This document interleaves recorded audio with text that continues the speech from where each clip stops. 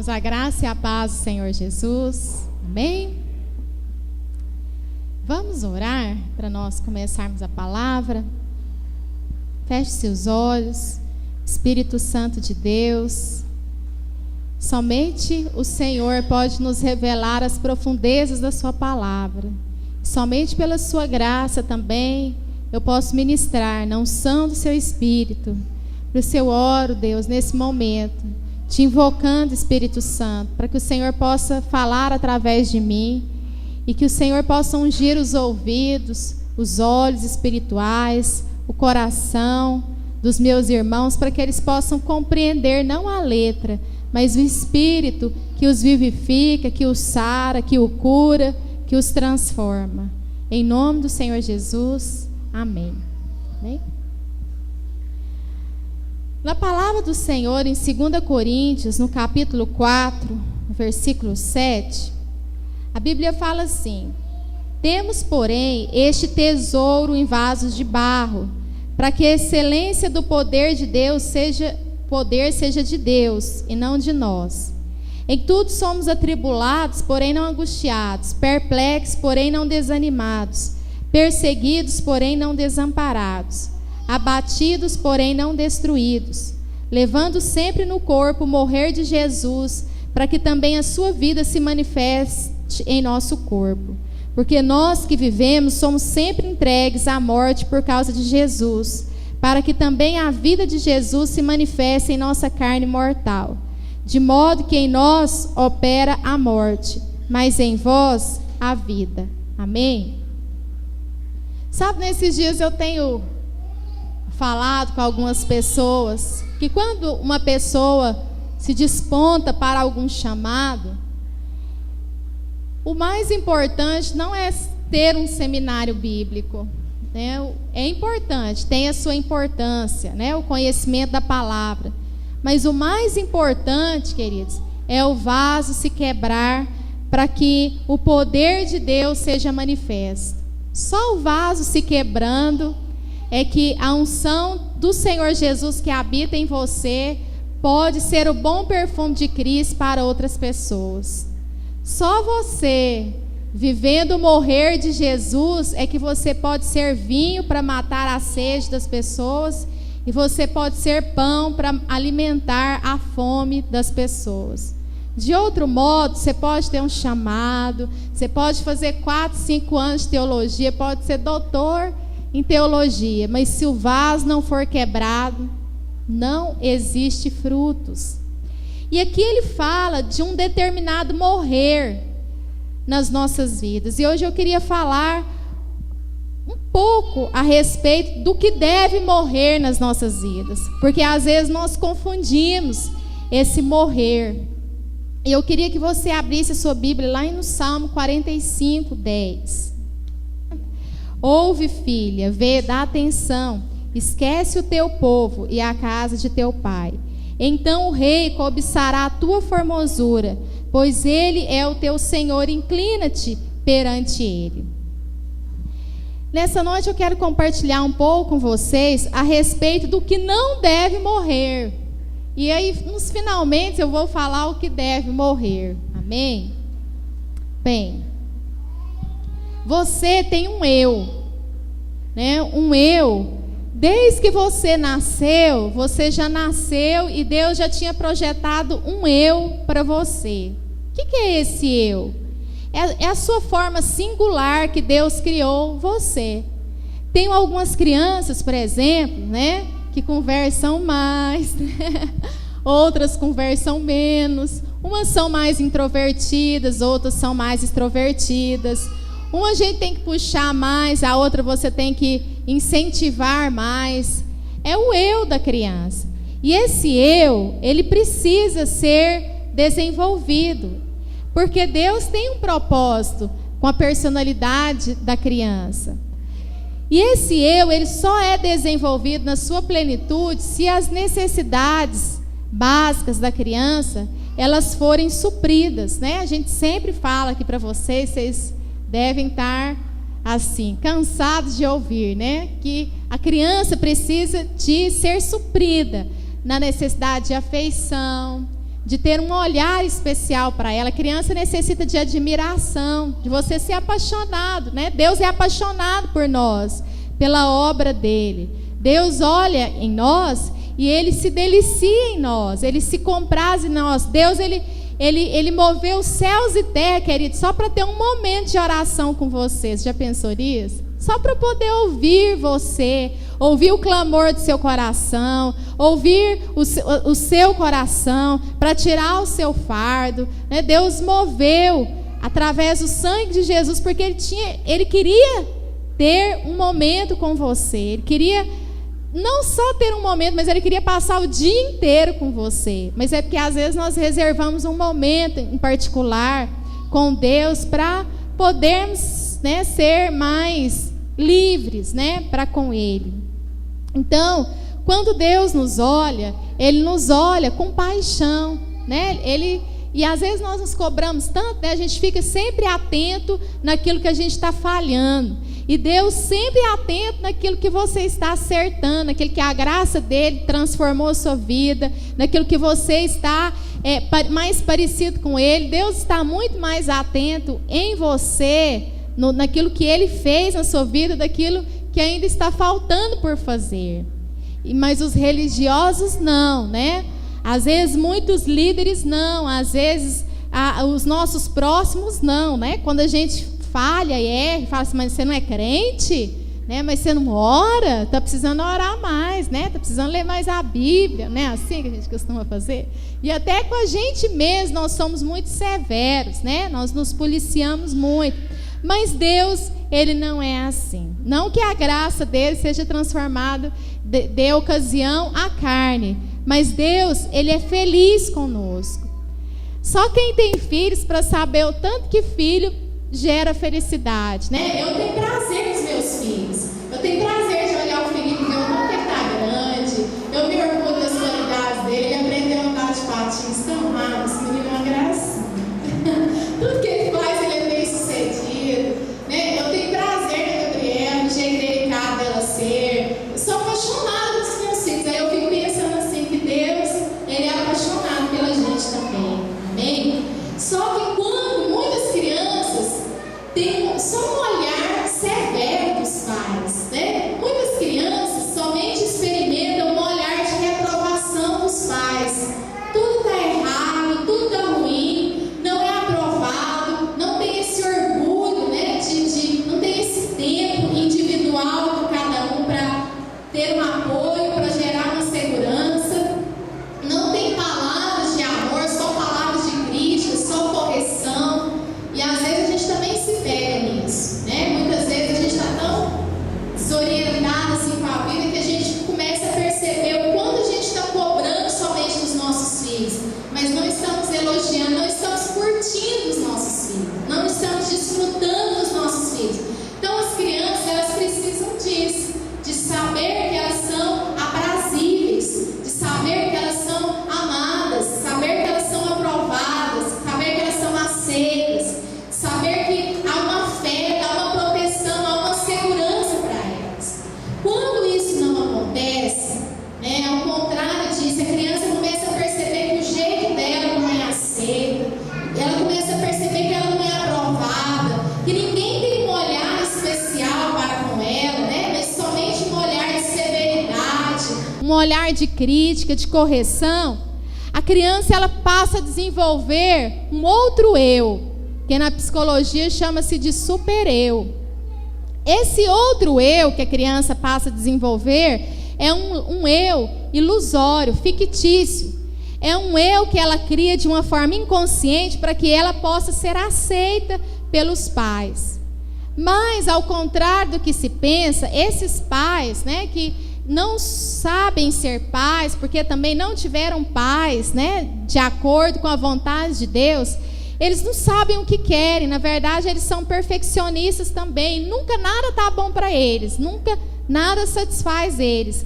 E a criança vai desenvolvendo aquele super-eu, né? Eu preciso ser assim. Alguns ficam assim. O meu super-eu era assim, sempre boazinha, sempre com um sorriso nos lábios, né? Sempre perdoando tudo e a todos, sempre muito submissa, sempre desculpando, né? Desde a minha infância eu tenho esse negócio de psicologia, né? Eu falava assim, meu pai não me dá isso porque não teve pai. Minha mãe é assim comigo porque é uma explicação que eu dava a mim mesmo pela rejeição.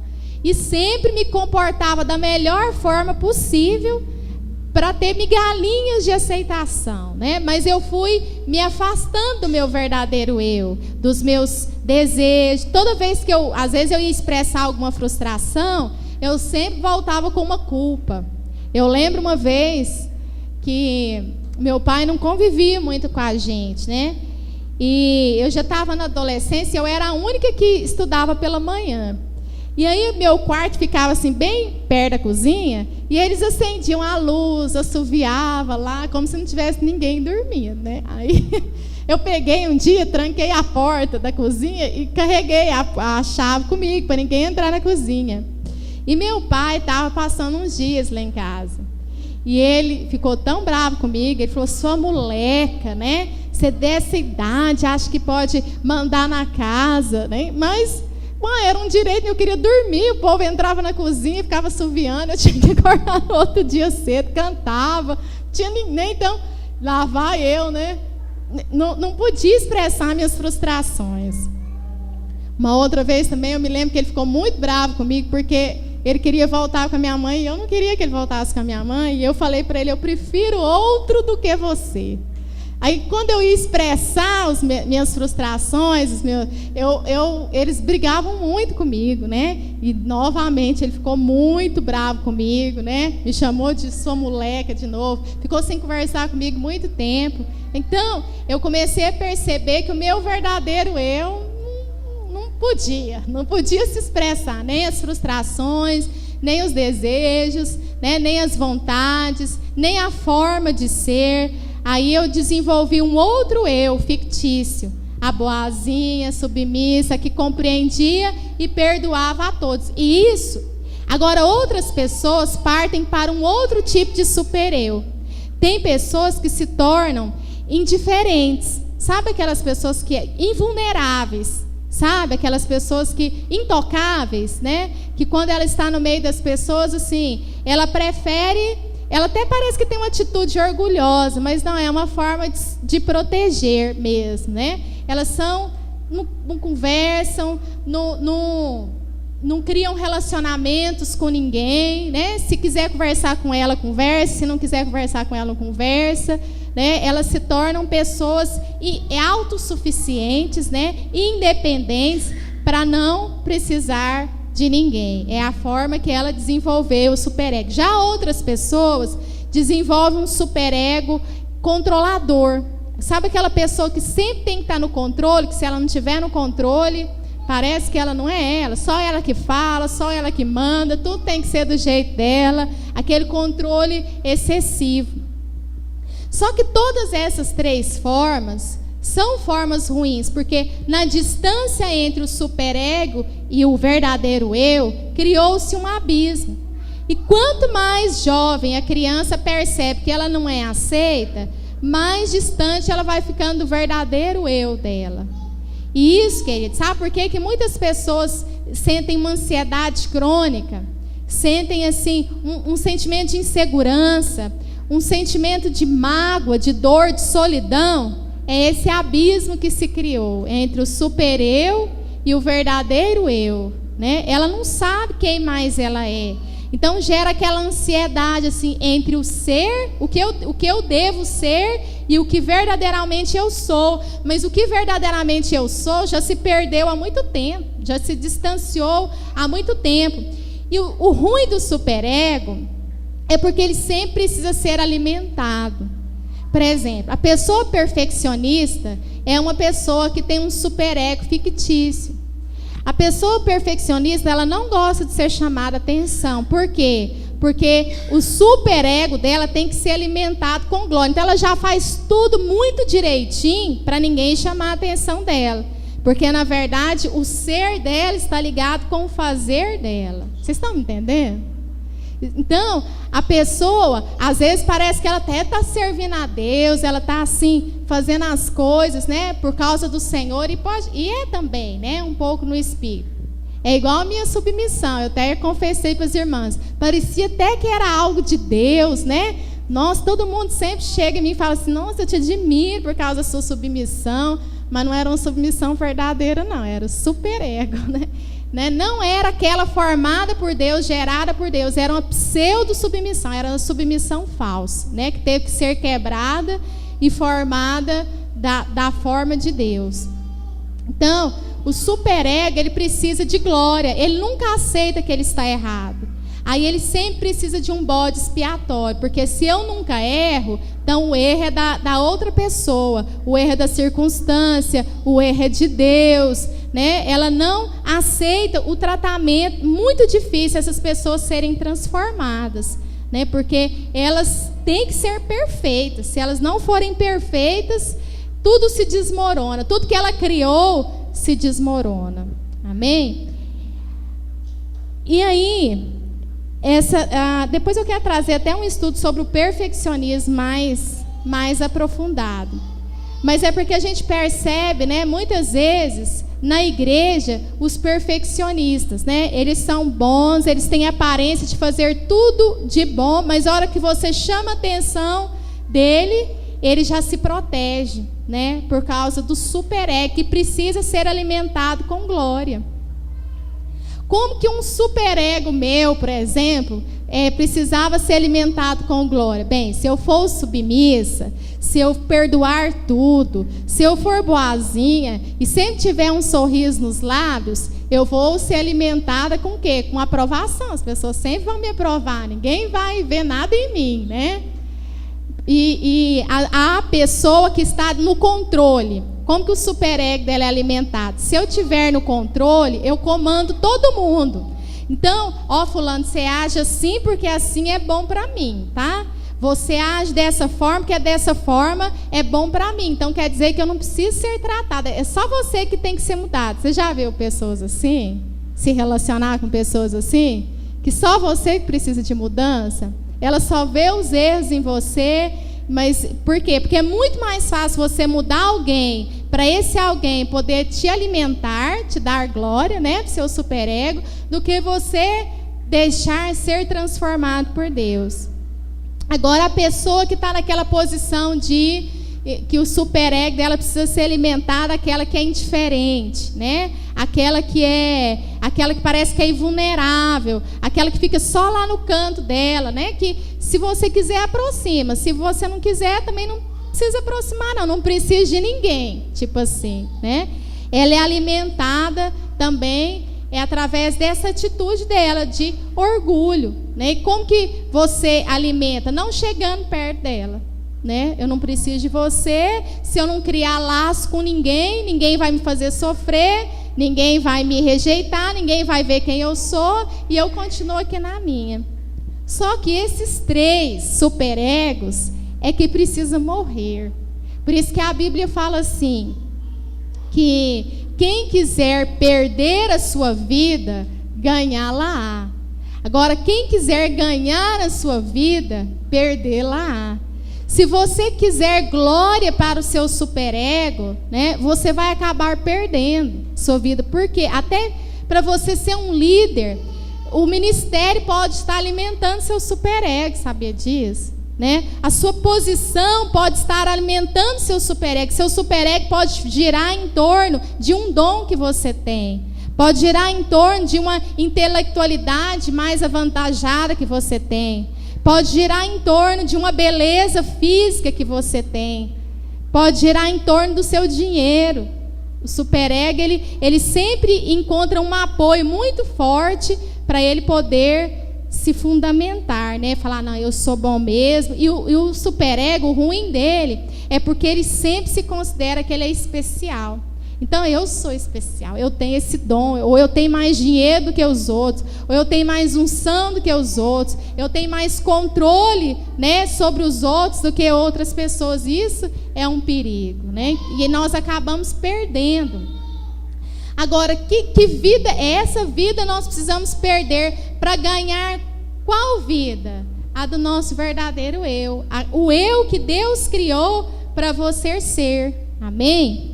E essa vida do eu, ela só pode ser desenvolvida quando isso aqui acontece, ó. Ouve, filha, vê, dá atenção, esquece o teu povo e a casa de teu pai. Então o rei cobiçará a tua formosura, pois ele é o teu Senhor. Inclina perante ele. O que quer dizer? Olha, Karen, Deus falando com você, Karen, a forma que os seus pais te criaram, a sua infância, né, não alimentou o meu verdadeiro eu que eu tinha para você. Infelizmente, Karen, os seus pais, não estou falando que é assim, foram, em vez de ser um instrumento de justiça para gerar paz e alegria e desenvolver você na sua plenitude, eles foram um canal de injustiça. Eles não sabiam que você tinha essa necessidade. Então, Karen, você perdeu o melhor na sua infância. Você não teve um olhar especial, você não teve a aprovação que eu queria que você tivesse, você não teve a aceitação que eu queria que você tivesse, você não teve o sentimento de ter orgulho de você mesmo como eu queria que você tivesse. Então, Karen, hoje você desenvolveu uma outra pessoa que eu não tinha para você, e por isso você não tem paz. Por isso que você está ansiosa, por isso muitas vezes você se sente solitária, por isso muitas vezes você é insegura. Mas, Karen, há uma esperança para você. Esquece o que os seus pais te passaram. Esquece, perdoa eles, porque eles não foram esse canal de justiça na sua vida. E começa, Karen, a desenvolver um relacionamento comigo, porque eu sou o seu Senhor. Fui eu que te criei, Karen. Eu formei você de uma forma assombrosamente maravilhosa. Eu tenho prazer em você, eu sou contente em você. Eu quero que você sinta o quanto que eu me deleito em você, o quanto eu tenho um olhar especial para com você, o quanto eu sinto muito pelas injustiças que você passou, pelas feridas que você teve, Karen. E eu quero pegar você lá no lugar que você foi ferida e ministrar a minha graça sobre você. E quero ministrar também sobre a sua vida o que te faltou. Quero que você se sinta amada, quero que você se sinta aceita, quero que você se sinta aprovada e quero que você retome o seu crescimento emocional de uma forma como eu gostaria que você tivesse esse crescimento. Aí, Karen, você vai sentir a minha paz, você vai sentir a minha alegria, porque você vai ser um ser humano em plenitude. O que é a glória de Deus? A glória de Deus é um ser humano em plenitude. E muitas vezes, irmãos, nós temos uma vida espiritual, nós somos uma bênção espiritualmente, mas às vezes a gente fala assim, né? Ouço tantas pessoas. Esse ano, eu comentei com a Mara, esse ano eu não falei muito do diabo, não, sabe? Porque, sabe o que eu comecei a perceber? Que o diabo, ele só vem quando ele tem brechas, né? E não precisa ser brechas de pecado. Às vezes, né, existem também as outras coisas que ele nos tenta também, mas existem brechas, né, de ansiedade, brechas de insegurança, brechas de angústia, brechas de tristeza, brechas de solidão, né, que estão lá nesse profundo, nesse abismo, né, entre o que deveria ser e o que é. E eu comecei, eu me voltei muito para mim mesma, não na minha força, mas pelo Espírito Santo. Irmãos, minha vida virou de cabeça para baixo. Eu descobri tanta coisa que eu não tinha nem ideia, sabe?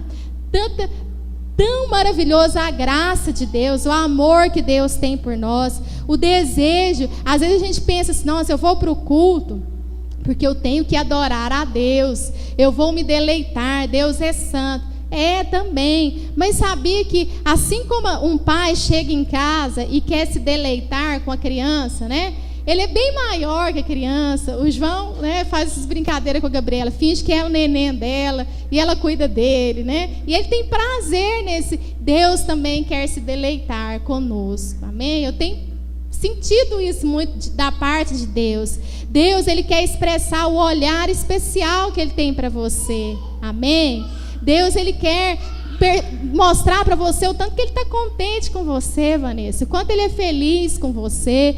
Ele não está igual o nosso superego o tempo todo nos policiando. Eu percebi que eu me policiava demais. Eu sempre estava pronta para me punir por causa de um sentimento novo que não estava no padrão exato de Deus, por causa de uma raiva, por causa de uma mágoa, por causa de uma ira, por causa de uma inveja. Eu sempre estava muito atenta a mim, sabe? Eu era até franzina, sabe? Meu rosto era até franzina, assim, tanto que eu me preocupava, meus ombros doíam, né? Às vezes minha cabeça doía de tanto ficar me policiando. E Deus falou assim: minha filha, você é seu Deus? Você tem capacidade para te salvar? Você tem capacidade para mudar alguma coisa na sua vida? E foi o que ele me falou: pela graça sois salvos. Não é só a salvação da condenação eterna. Salvação de qualquer comportamento, de qualquer sentimento, de qualquer coisa. Pela graça você é salvo. É mediante a fé. Isso não vem de você, não é o seu esforço, não é a sua tentativa em ser perfeita, não é o seu jeitinho nas coisas, né, em fazer, em fingir que você não está sentindo isso, em fingir que você não está pensando isso. Você acha que eu não te conheço? Ainda que a palavra não chegou na sua boca, você acha que eu não a conheço, né, como ela é? Deus, queridos, Ele quer ir lá, né, nos lugares subterrâneos, onde estão aqueles pensamentos, que se alguém descobrisse que você tem aqueles pensamentos, ia te banir da face da terra. Mas Deus, Ele conhece, mesmo assim Ele te ama, amém? Ele quer ministrar, é aí mesmo, a graça dEle, o amor dEle, a aceitação dEle, a alegria.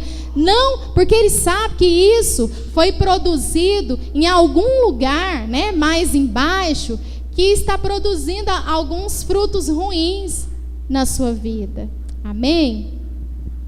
E aqui Ele nos dá a receita para desenvolver o nosso verdadeiro eu. Não é um processo, né? Mas é um processo de um relacionamento com um Deus de amor, amém? Com um Deus de graça, com um Deus que está feliz com você, com um Deus que está contente com você, com um Deus que tem prazer no momento que você entra para o seu quarto e vai orar, né? Que tem prazer de te escutar, que tem prazer de ver você dizendo simplesmente: Senhor, eu não dou conta, mas eu quero fazer a sua vontade, né? Senhor, eu me deleito no Senhor. E às vezes tem prazer até de você estar no silêncio, amém, queridos? Nós não somos, você não é mau, você não é uma pessoa má, porque o sangue de Jesus já te justificou, e o Espírito de Deus gera o desejo em você de ser transformado, amém?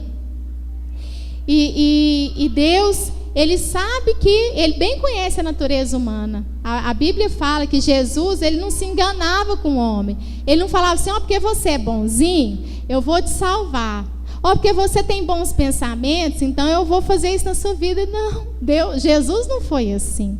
Ele nos amou quando nossas obras eram más. Nós estávamos separados dEle, agora nós nos tornamos filhos. E nós temos o desejo de fazer o bem.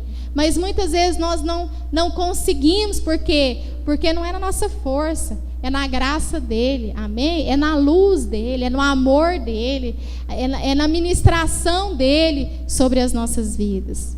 Então, irmãos, eu tenho experimentado isso, a quebra da culpa, né? Os meus sentimentos eram muito ligados à culpa, todas as vezes que eu sentia, por causa disso, na minha infância, quando eu sentia um sentimento, né, que eu sabia que ia provocar um conflito em uma outra pessoa, e eu falava, a pessoa vinha com os cachorros em cima de mim, né?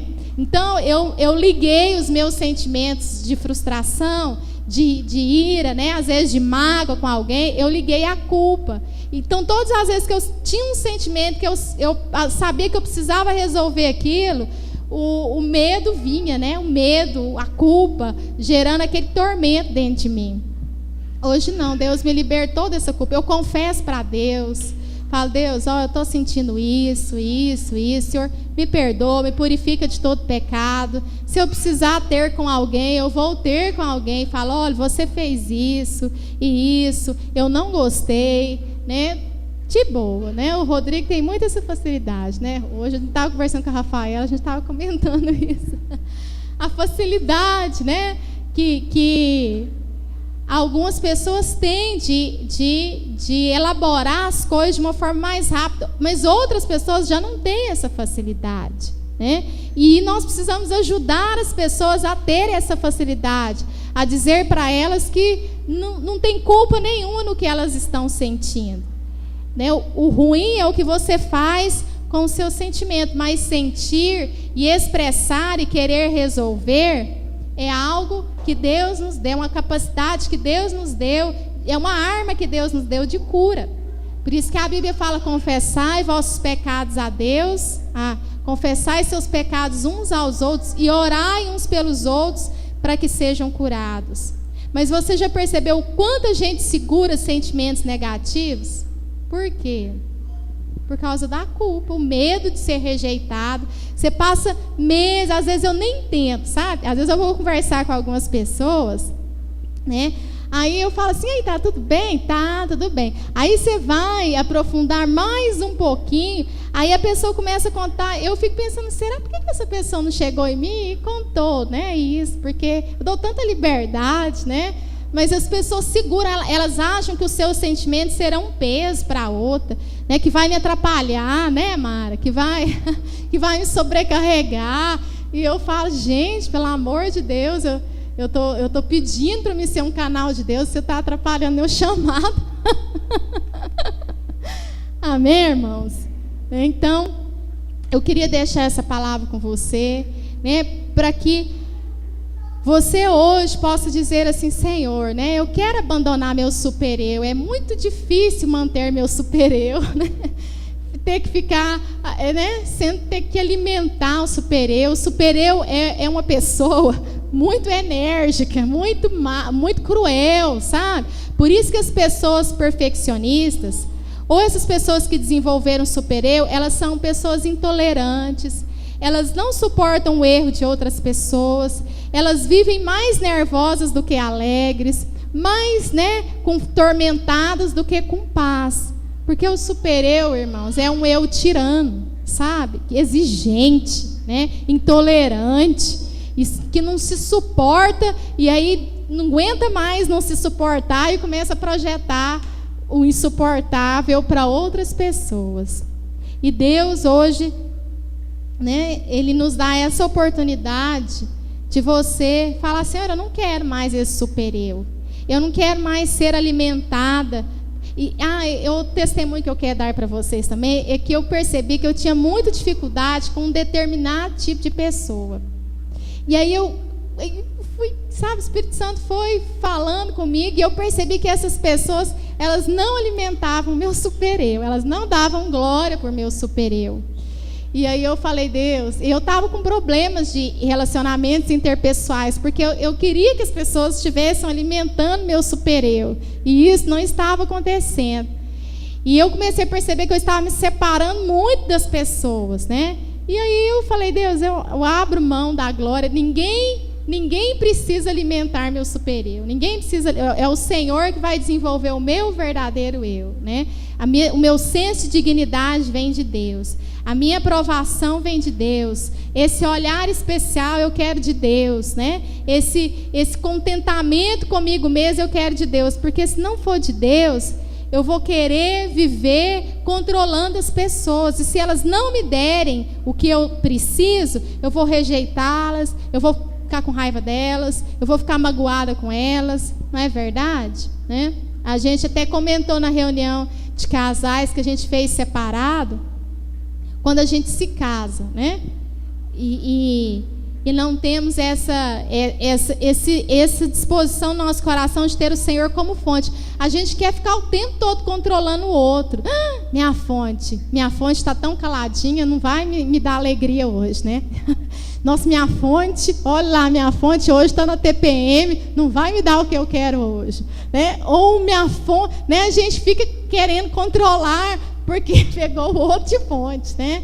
Quer extrair do outro aquilo que ela não tem. Isso é a pior. Eu descobri que essa é a pior coisa para um relacionamento. É onde entra o ciúme, a possessividade, é onde o marido deixa de ser o cabeça guiado por Jesus para tomar a esposa como posse dele, para fazer o que ele quer.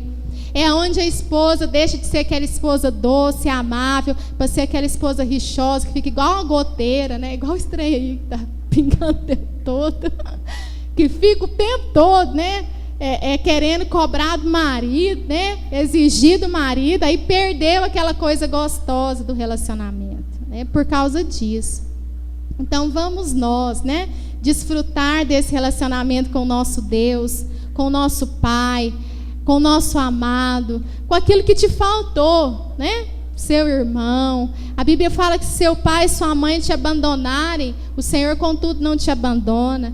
A Bíblia fala assim que se você está nua, né, se você está com partes nuas que não foram cobertas pelo amor, pela aceitação, pela aprovação das pessoas, você não precisa ficar por aí mendigando amor, aceitação e aprovação. O Senhor quer cobrir a sua nudez, amém? O Senhor quer estender o manto dele sobre você, Ele quer te amar, Ele quer entrar em aliança com você, não somente uma aliança de espírito, mas uma aliança de alma também, e suprir as suas necessidades. Amém, irmãos? Você vai ver que você vai ser uma pessoa mais doadora, mais alegre, mais em paz, né? Você vai viver mais feliz. Amém?